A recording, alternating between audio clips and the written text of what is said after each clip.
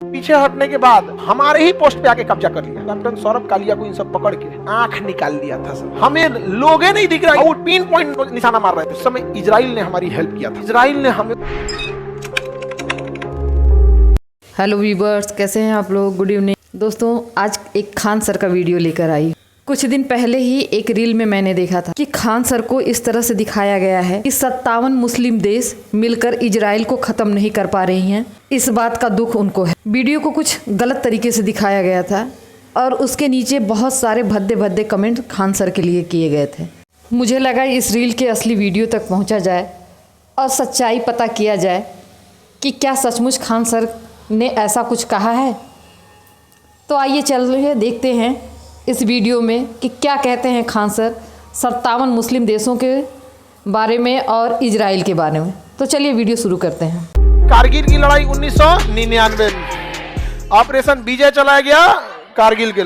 देखिए, हम लोग में एक समझौता था कि हम सब यहाँ से ठंड के दिन में पीछे चले जाते थे। पाकिस्तान यहाँ से चला जाता, सोचिए पीओके ससुर यहाँ तक आया था और हम लोग पीछे चले जाते थे। लेकिन परवेज मुशर्रफ मर गया जहन्नुमी। जहन्नुमी मतलब समझते हैं?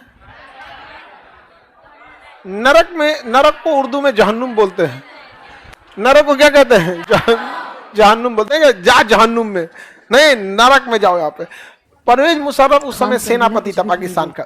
उसने पूरी सेना को चढ़ा दिया, कहा कि हिंदुस्तानी पीछे लौट चुके हैं, दुनिया थूकेगी तो क्या हुआ, चढ़ जाओ खाली जगहों पे।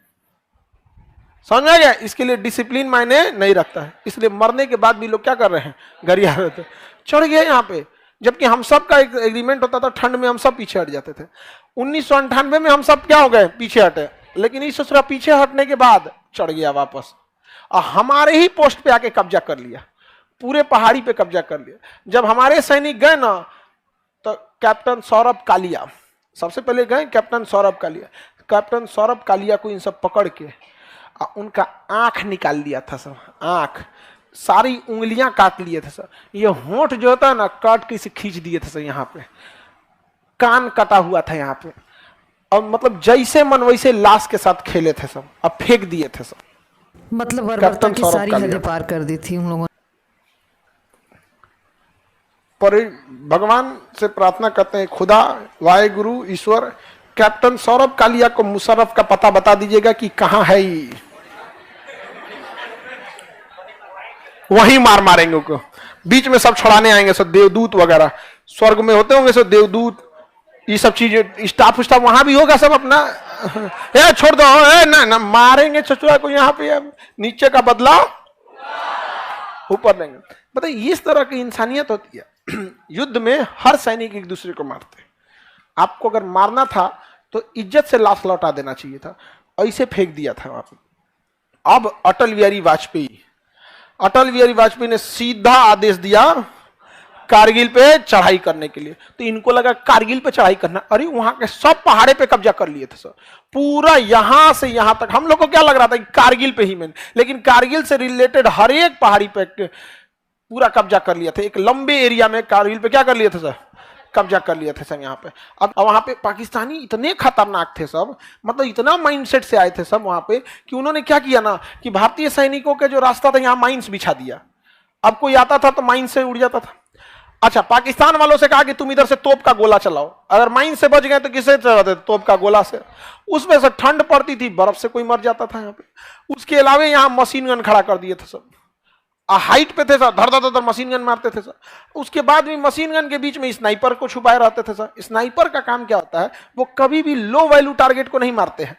वो जैसे इतना भीड़ रहेगा ना, जैसे इसमें स्नाइपर किसी को मारना रहेगा तो हमरे मार देगा। वो स्नाइपर का काम ही क्या रहता है, वो नहीं देखते, स्कोप लगा के चुपचाप बैठे रहते हैं सब। देखेगा यहाँ पे, यहाँ पे सिपाही है, ये मेजर है, मार दो इसी को। तो जितने हाई रैंकिंग अधिकारी रहते हैं उनको मारते हैं। अब मशीन गन वाला कोई आया द मार रहा है, तोप का गोला मार। इतना टफ कंडीशन था और वहां पे हमारे सैनिकों को आगे तो इस लड़ाई में हमारे बहुत सारे जवान शहीद हो गए थे। कोई उस तरह की लड़ने की टेक्नोलॉजी भी नहीं थी यहाँ पर। अब वो कहां से मार रहे थे सब पता ही नहीं चल रहा था। अच्छा, उनका पोजीशन पहाड़ में छुपे थे, हर पहाड़ के बीच में वो एकदम जगह बना लिए थे सब। अब पहाड़ में कोई कहाँ दिखता है वहां पे, और उसमें अपना स्कोप लगा के एकदम पिन पॉइंट पे निशाना मारते थे यहाँ पे। और हम लोग को दिखता ही नहीं था कि कितने लोग हैं। सोचिए कितनी कंडीशन, हमें लोग ही नहीं दिख रहा कि कितना लोग है, आउट पिन पॉइंट निशाना मार रहे थे यहाँ पे। बहुत मुश्किल था वहां पे चढ़ के हमला करना। वहां पे उस समय इजराइल ने हमारी हेल्प किया था। इजराइल ने हमें उस समय लेजर गाइडेड बम दिया था। वो बमवा को क्या करना होता है ना, जैसे कहीं बारूद है, जैसे मान के चले इस पहाड़ पे यहाँ कोई छुपा हुआ है, इस पहाड़ पे छुपा हुआ है, तो उसको जहाज से, लड़ाकू जहाज से पायलट जो होगा एक लेजर का किरण छोड़ेगा इस पे, लेजर। और लेजर सिस्टम में क्या होता है, लॉक कर दीजिए तो लेजर अपने से उसको होता है, जहाज चलते भी रहेगी ना तो लेजरवा घूम जाएगा, लेजर क्या हो जाएगा, घूम जाएगा। अब ये पायलट क्या है ना कि उधर जहाज धीमा करके आगे बढ़ेगा, ये क्या हो जाएगा, लेजर गाइड, यहाँ बम गिरा देगा।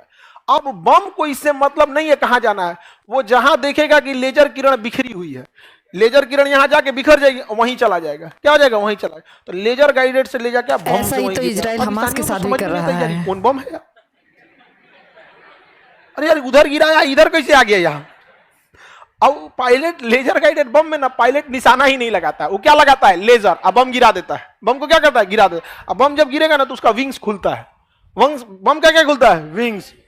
कहते किधर जाना, दाहिने बाएं, धड़ाम, पाकिस्तान वाला उड़िया गया सब। थोड़ा बहुत हम लोग को आइडिया लगा, हम उधर एक सैनिक मर रहा था तो हमारे यहाँ 27, तो 1:27 का रेशियो हम लोग लेके चले थे यहाँ पे। और पाकिस्तान, तब हम लोग ने डिसाइड किया कि रात में आगे बढ़ेंगे। कहाँ बढ़ेंगे, रात में। तो रात में फ्लेयर छोड़ते थे सब, जैसे दिवाली में भी कभी कोई रॉकेट छोड़ेगा ना तो देखिएगा ना कुछ देर तक के लिए क्या हो जाता है, रोशनी हो जाता है। उस बीच में भी मारते हुए हम लोग कहाँ बढ़े थे, आगे बढ़े थे। एयरफोर्स भी तबाह की थी इन सौ को। पाकिस्तानी इधर से इतने बेशरम थे सब कि इधर से बम मारते थे सब, तोप। इतना बेशरम इंसान आपको दुनिया में नहीं मिलेगा। जब यूएनओ में बात गई तो पाकिस्तान कर रहा है, हम थोड़ी कर रहे हैं, ये तो आतंकवादी मार रहे हैं सब। तो एक बात बताओ, आतंकवादी के पास गोला बारूद होता है, तोप कहां होता है?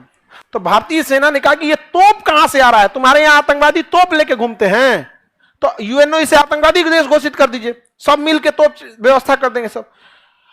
अब क्या हो गया यहाँ पे, अटल बिहारी वाजपेयी पूरा आग बबूला होते, कहें चाहे जो कुछ हो, एयरफोर्स को लगाइए, नेवी को लगाइए, आर्मी को लगाइए। तो नीचे से कौन मार रही थी, आर्मी, और ऊपर से एयरफोर्स। लेकिन क्लोज लड़ाई में एयरफोर्स भी कुछ नहीं कर सकती थी। अरे क्लोज लड़ाई होगी आमने सामने में तो कौन लड़ाई, कौन किसको मार देगा यहाँ पे, समझ में आ गया कि नहीं यहाँ पे। और उधर वो सब थे सब मशीन गन से, जिसको मन वो हाइट पे थे सब, पहाड़ ऐसे पत्थर फेंक देते थे सब, क्या फेंक देते थे, पत्थर। वहां पे भारतीय सेना को लड़ना था। कैप्टन मनोज पांडे, लखनऊ के मनोज पांडे, आज भी लखनऊ में जाएंगे तो एक मनोज पांडे चौराहा मिलेगा आपको, इसे गोरखा रेजिमेंट, वहां पे वो मारते हुए ना पूरा तोप का गोला बारूद मारते हुए उन सब के उसमें घुस गए बंकर में। लाइन से बंकर थे, सब बंकर को घेर लिए यहाँ पे। और उसका बंदूक फेंक के और गोरखा रेजिमेंट के पास एक चाकू होता है, खुखरी बोलते हैं उसको, अब देख के खुखरी से मार मार के ना सर अलग कर दिए। और जब पाकिस्तानियों का सर अलग हुआ ना तो वो सब बंदूक छोड़ के भागने लगा सब, वहां पे बंदूक छोड़ के क्या होगा, भागने लगा सब। चाकू से दौड़ा देखिए, हथियार से लड़ने से ज्यादा जिगर होना चाहिए यहाँ पर। उन सौ के घुस के घर में बंदूक फेंक के वो इंसान और किससे मार रहा है, चाकू से। अब पाकिस्तानी भी कंफ्यूज हो गए सब कि यार गोलियां कैसे चलाए, हमारे चाचा को मार रहा है वो। ये कम थे, कैप्टन पकड़ लिए को मेजर को, अल्ले अब मार रहे हैं। अब उधर से कोनो गोलियों नहीं चला पा रहा है, काहे वो करो मेजर जाएगा, मत मारो, ये लेके जाएंगे। अब मार दिए यहाँ पे। तब तक उधर से स्नाइपर रहते थे, स्नाइपर जो होते हैं सब ऐसा जगह छुपे रहते हैं जहाँ आपका ध्यान नहीं जाएगा, और ओढ़ ओढ़ के ढके रहते हैं सर। और भाई वहां स्नाइपर क्या कर दिए, मार दिए, स्नाइपर ही मारा था सब। यहाँ पे शेरशाह मूवी देखे, कैप्टन विक्रम बत्रा को किसने मारा, स्नाइपर। अच्छा, वो लड़ाई के मैदान से कहाँ रहते हैं सर, दूर रहते हैं सर।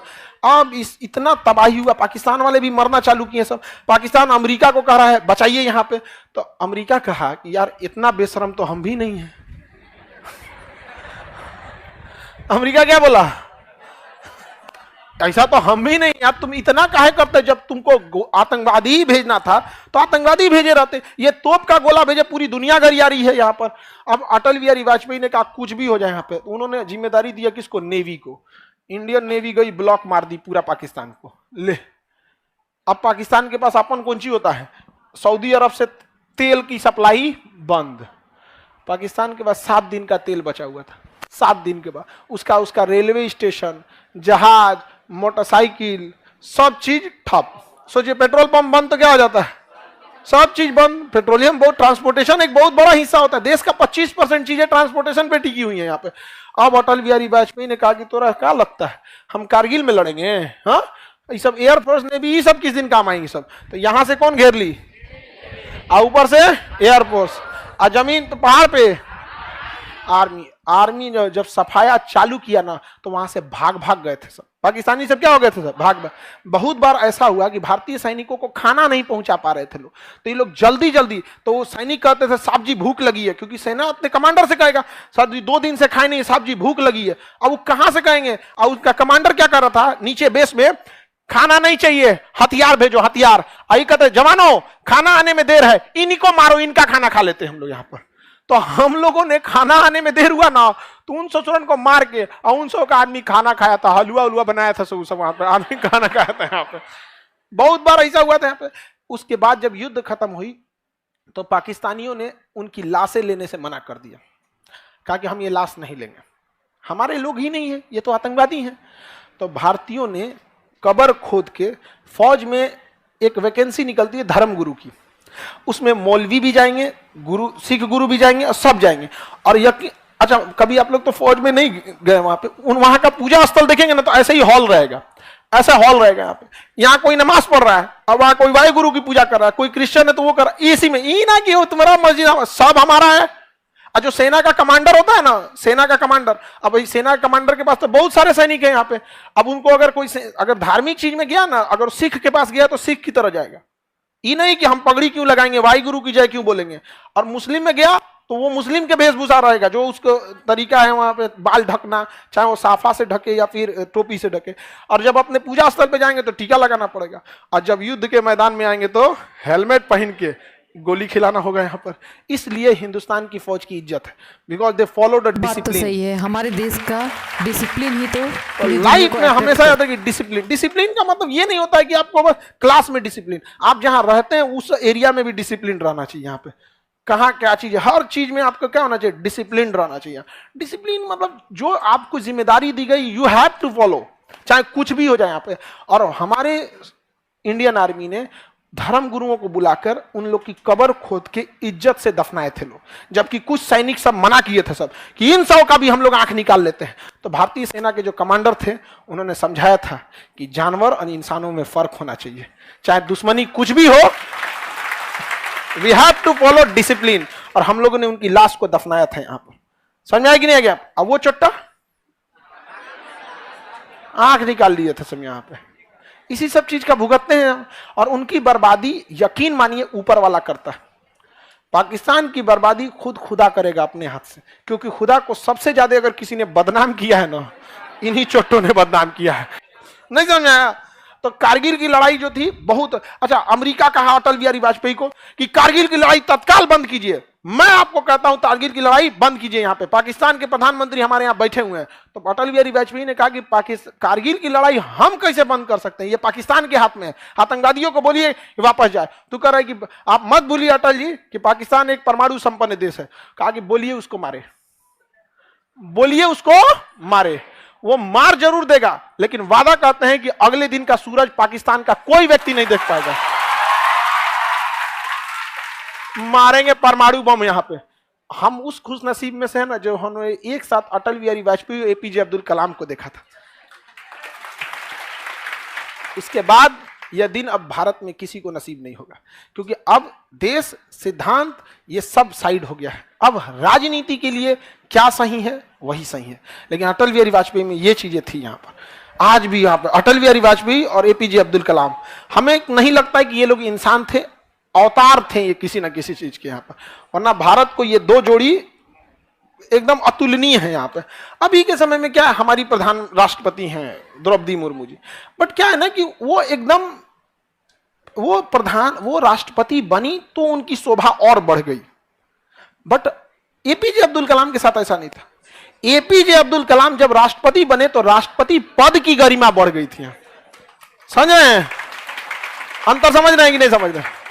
एपीजे अब्दुल कलाम इसलिए फेमस नहीं है कि राष्ट्रपति हैं, इसलिए फेमस है कि वो कलाम साहब है। समझ में आया कि नहीं गया? वो राष्ट्रपति नहीं भी रहते हैं तो उनकी उतनी ही इज्जत होती है यहाँ पे, और हम लोग उन्हें राष्ट्रपति के रूप में याद करते हैं।